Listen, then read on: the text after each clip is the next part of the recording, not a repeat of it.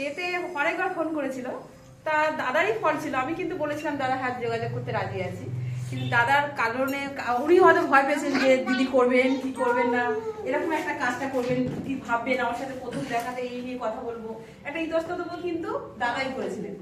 তা উনি একদিন এসে পৌঁছেছেন আমাদের বাড়িতে, তা এসে বললেন, সব বিষয়টা বললেন।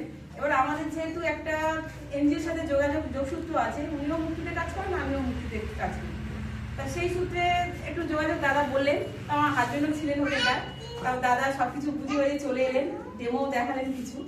তারপরে দাদা চলে আসার পরে আমার হাজবেন্ড বলছে ওইসব ভালো না, ওইসব পোটেটোটা সব সেলের ব্যাপার আছে, এটা ওটা আছে, ওর সাথে করতে হবে না। তা আমার কিন্তু ইচ্ছা আগ্রহ যে আমরা কিছু মানে সেই তো আমরা যা দেখতে পাচ্ছি ডাক্তারে কিন্তু বাইরে বিজনেসই করে বেড়াচ্ছে।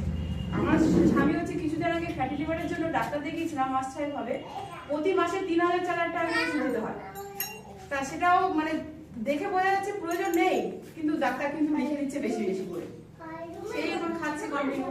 তারপর আমি আমার হাজবেন্ডকে বলি, কিন্তু প্রকৃত ভালো হচ্ছে না, হয়তো একটু কিছুদিন বাদ ভালো হচ্ছে, আবার সেই ওষুধটা খেয়ে কিছুদিন পরে বন্ধ দিচ্ছি, কিছুদিন পরে আবার হচ্ছে।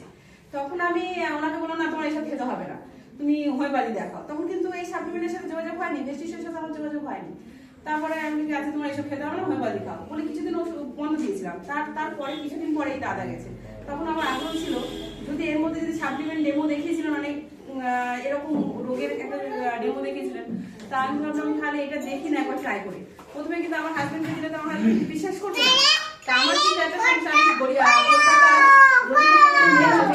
যেটা ভেস্টিজের মেন অফিস আছে, ভেস্টিজের মেন অফিসে গেলে কিন্তু আরো উপকৃত হবেন। আপনারা যদি প্রত্যেকে যেতে পারেন, খুব ভালো জায়গা ওটা।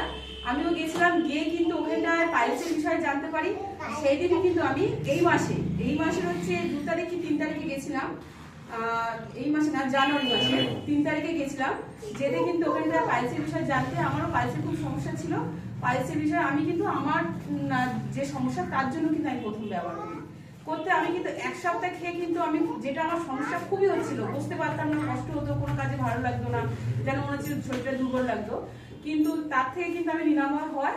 আর আমি কিন্তু অনেক উপকৃত হই। আমার হাজবেন্ডকে বলি, আমার হাজবেন্ড কিন্তু আমার দেখা দেখি যেগুলো হচ্ছে ননিটা বা ফ্ল্যাক্স অয়েলটা তো অনেক গুণ, শুধু তো আর রোগের জন্য নয়, তার জন্য আমি ওনাকে দিচ্ছি, আমি তুমি এটা খাও।